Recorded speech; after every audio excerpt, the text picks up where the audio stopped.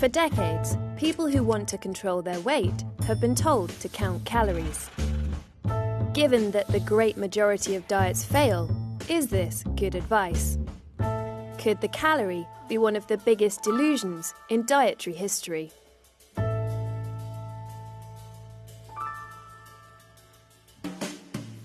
The idea of counting calories was introduced by Wilbur Atwater. He believed that a calorie is a calorie.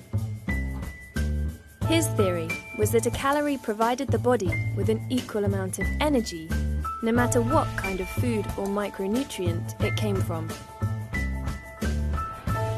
He concluded that 1 gram of either protein or carbohydrate provided 4 calories of energy, compared with 9 from 1 gram of fat.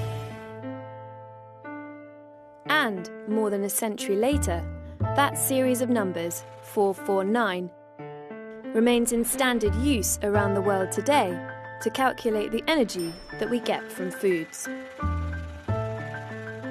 But what Atwater didn't factor in at the time was that different people burn different foods at different rates, depending on their genetic makeup or variables such as the type of bacteria in an individual's gut. And cooking food will increase the amount of calories a person can absorb from it. Atwater's findings led to the misconception that fat always leads to more weight gain than other foods, including sugar. This theory has shaped dietary policy in the West for decades.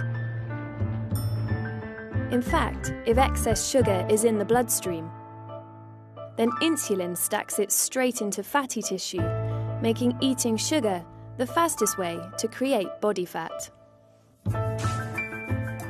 The fault is not entirely Atwater's. In 1967, the sugar industry secretly funded Harvard University research designed to point the blame for rising obesity levels at fat rather than sugar. This led the US Senate and many other governments to recommend a low-fat, low-cholesterol diet. That advice coincided with the most dramatic rise in obesity in human history,